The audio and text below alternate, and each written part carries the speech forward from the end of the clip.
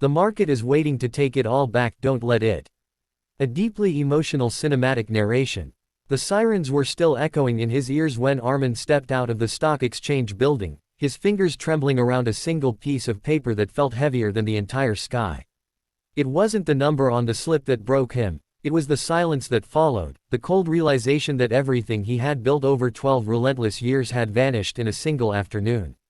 The market had opened its jaws, and he had walked straight into them, believing he was untouchable. The city around him pulsed with neon lights and late-evening traffic, but inside him there was only a crushing stillness, like the world had paused to watch him fall. His breaths came uneven, sharp, desperate, as if even oxygen had become too expensive to hold onto. If you believe every story hides a lesson, like, comment, share, and subscribe to Humanity Stories. Your support brings these moments to life. Armin walked without direction, weaving through crowds that didn't know his name and wouldn't care if they did. His suit, once a symbol of pride, now felt like armor that had cracked open. He kept replaying the moment on the trading floor, the flashing screens, the tightening throat, the rising numbers that weren't his, the sinking ones that were. People shouted, phones rang endlessly, markets crashed in real time, but what he remembered most was the weight in his chest when he realized that the house he bought for his mother, the school fund he built for his little sister, the savings he had clawed together through sleepless years, were gone. Not reduced, not weakened, gone. The night thickened as he kept walking, his eyes burning from exhaustion and unspilled tears.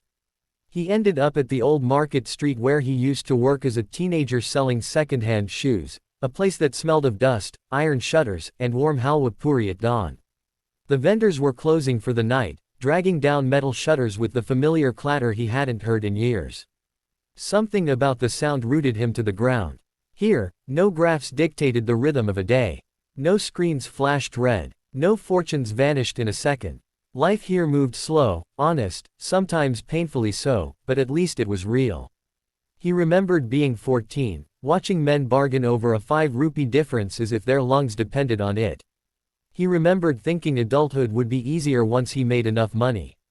He didn't know then that money wasn't an escape, it was a gamble.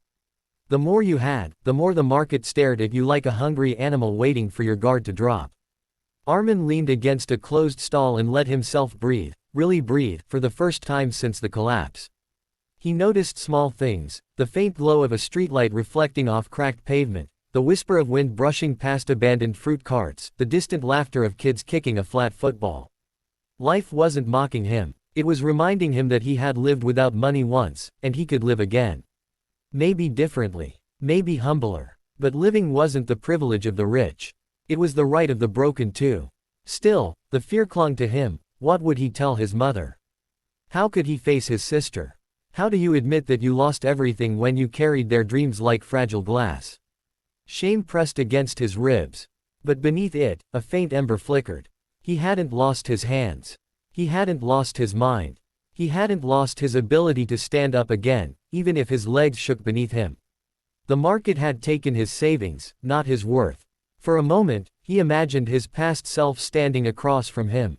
The boy with dusty shoes, a torn shirt, and hope bigger than his circumstances. What would that boy say to him now?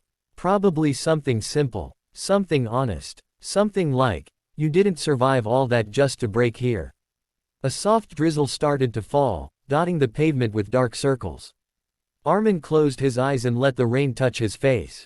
The world wasn't ending, it was simply shifting. Maybe this collapse wasn't a punishment but a pull, a force pushing him towards something he once loved and lost along the way. A reminder that life is more than numbers, more than risks, more than markets that pretend to own your future. He stood there for a long time, until the noise inside him quieted and a new thought settled in. The market is always waiting to take everything back, your money, your peace, your faith in yourself. But only if you let it. And tonight, he wasn't going to let it. Before the ending of the story, tell me in the comments, have you ever felt like life took everything from you, only to discover you still had something left inside? And if this story made you feel something, even a small spark, a memory, a breath you didn't know you were holding, then like, comment, share, and subscribe to Humanity Stories. Your engagement helps these emotional journeys reach someone who needs them. Armin finally stepped away from the stall and walked into the rain, not as a man defeated, but as someone who had learned, painfully, beautifully, that sometimes losing everything is the most honest way to find yourself again.